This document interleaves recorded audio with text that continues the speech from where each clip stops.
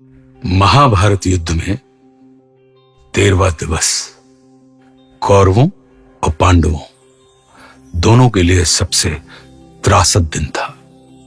13वां दिन एक ऐसा दिन था जब अनीति अपने चरम पर थी। मैं आज आपको उसी 13वें दिवस की दास्तान इस कविता के माध्यम से सुनाने जा रहा हूं। जब कुरुक्षेत्र की समर भूमि में सरशैया पर भीष्म हुए, तब कुरुकलंक के नैनों में क्रोधाग्नि लगी और ग्रीष्म हुए। गुरुदेव बनेंगे सेनापति, यह चाल चली थी शकुनी ने, जिसमें फंसकर सब जूझ रहे वो जाल बुना था शकुनी ने। इस बार चली थी चाल अजब, जिसमें ना कोई संधि हो, गुरुवर द्वारा वो ज्येष्ठ पांडु समर भूमि में बंदी हो। फिर पांडव सेना में गुरुवर ने ऐसा तांडव नृत्य किया।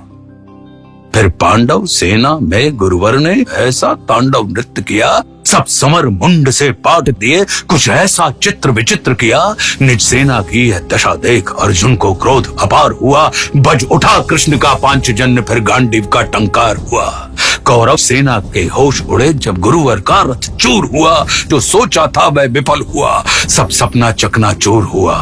फिर कहा द्रोण ने दुर्योधन, मैं उससे पार न पा सकता, अर्जुन के रहते धर्मराज को बंदी नहीं बना सकता। फिर कहा त्रिगर्तों ने मिलकर, हम प्राण पे प्राण लड़ाएंगे, हम अर्जुन को ललकारेंगे और दूर तलक ले जाएंगे। हम जान रहे हैं अर्जुन से पा सकता कोई पार नहीं, पर इससे बढ़कर मित्र तुम्हें मैं दे सकता उपहार नहीं। फिर क्या था, फिर क्या था, ऐसी नीति बनी जिसको सबने मंजूर किया। उसने अर्जुन को ललकारा और समर भूमि से दूर किया। अर्जुन के जाते गुरुवर ने फिर कुछ नवीन संरचना की, जिसका भेदन हो सके नहीं, उस चक्रव्यूह की रचना की। पांडव सेना भयभीत हुई, यह देख शत्रुदल सुखी हुए। जो सदा शांतचित रहते थे वे धर्मराज भी दुखी हुए। निज सैन्य तात को दुखी देख फिर शेर बबर को जगना था। जो धनी धनुष के बनते थे उनको भी नाक रगड़ना था। है उम्र 18 बरस मगर ये बड़ा धनुष का धन्नु है उम्र 18 बरस मगर ये बड़ा धनुष का धन्नु है। सबने देखा कोई और नहीं, ये अर्जुन सुत अभिमन्यु है। मैं इसका भेदन कर दूंगा, यह भेद गर्भ में सुना हुआ। दादाजी चिंता दूर करो, ये सुन साहस 100 गुना हुआ। फिर अभिमन्यु के पीछे ही कुछ तेज चले, कुछ धीम चले, कुछ पैदल घोड़े रथ सवार ले, गदा गदाधर भीम चले। अभिमन्यु को ना रोक सका वो द्वार तीसरे पार हुए, पर राज द्वार पर जयद्रथ था, चारों भाई लाचार हुए। अभिमन्यु ने मुड़कर देखा, अभिमन्यु ने मुड़कर देखा, पीछे ना कोई अपना था, पर विचलित तनिक न हुआ वीर, ऐसा ही उसका सपना था। कोई एक बड़ा, कोई दो संग, कोई ले झुंडों का झुंड बड़ा, लाशों से पटने लगी तरह। जब मुंड मुंड पे मुंड गिरा, दुर्योधन दुशासन विकर्ण कृतवर्मा अश्वत्थामा को, गुरु द्रोण कर्ण को हरा दिया, फिर मारा शकुनी मामा को। वह कर्ण भिड़ा जो दुर्योधन के विजय लक्ष्य की आशा था, वो कर्ण भिड़ा जो दुर्योधन के अंतर्मन की भाषा था।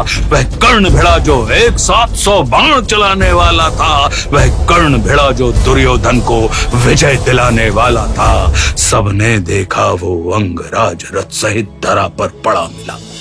सबने देखा वो अंगराज रथ सहित धरा पर पड़ा मिला। कुछ चेत हुआ तो भाग गया, वो दूर सभी को खड़ा मिला।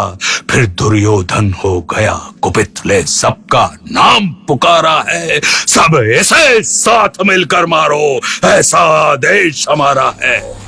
फिर एक साथ भिड़ गए सातों ने ऐसा काम किया। रथ तोड़ सारथी को मारा, घोड़ों का काम तमाम किया। तलवार तीर जब टूट गए तो रथ के चक्के उठा लिए। उस रथ के टूटे चक्के से कितनों के छक्के छुड़ा दिए। यह देख अधम दुशासन ने तब सर पर गदा प्रहार किया। गिर गया धरा पर वीर, तभी पीछे से उसने वार किया। सब नियम युद्ध के भूल गए और ऐसा अत्याचार किया, फिर बारी बारी से सबने उसके सीने पर वार किया। सब माया पथ की लीला है। मैं कृष्ण लिखूं, घनश्याम लिखूं, कितनों को धूल चटाया है, कितने गुरुओं के नाम लिखूं। शब्दों में सहज सुशीलापन, अब कविता को विश्राम लिखूं। मैं उस बालक अभिमन्यु को अब अंतिम बार प्रणाम लिखूं।